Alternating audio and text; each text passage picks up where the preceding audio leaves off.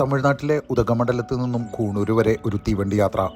ഉദഗമണ്ഡലം എന്നാൽ സഞ്ചാരികളുടെ പറുദീസയായ നമ്മുടെ സ്വന്തം ഊട്ടിയാണ്.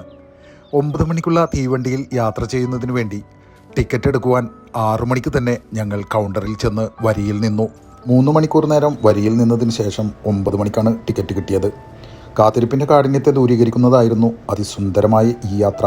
സമുദ്രനിരപ്പിൽ 7350 അടി ഉയരത്തിൽ മലമുകളിലൂടെ മരങ്ങളുടെ പച്ചപ്പും കിളികളുടെ പാട്ടും കാറ്റിൻ്റെ മർമ്മരവും മഞ്ഞും തണുപ്പുമുള്ള അതിമനോഹരമായ ഒരു അനുഭൂതി.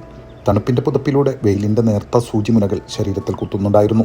താരിളം തെന്നലൊന്നു വന്ന് മേനിയിൽ തഴുകുന്നുണ്ടായിരുന്നു. നയനാനന്ദകരമായ കാഴ്ചകൾ മിന്നായം പോലെ വന്ന് മറഞ്ഞു പോകുന്നുണ്ടായിരുന്നു. കഥകൾ പറഞ്ഞിരുന്ന് നേരം പോയതറിഞ്ഞില്ല. സമയം ഏകദേശം 12 മണിയോടടുക്കാറായിരിക്കുന്നു. ഞങ്ങൾ കൂണൂർ റെയിൽവേ സ്റ്റേഷനിൽ എത്തിച്ചേർന്നിരിക്കുന്നു. ഇതാണ് കൂണൂർ റെയിൽവേ സ്റ്റേഷൻ. യാത്രകളോടുള്ള പ്രണയം ഏറിക്കൊണ്ടേയിരിക്കുന്നു. യാത്രകൾക്ക് പകരം യാത്ര മാത്രം തുടരും.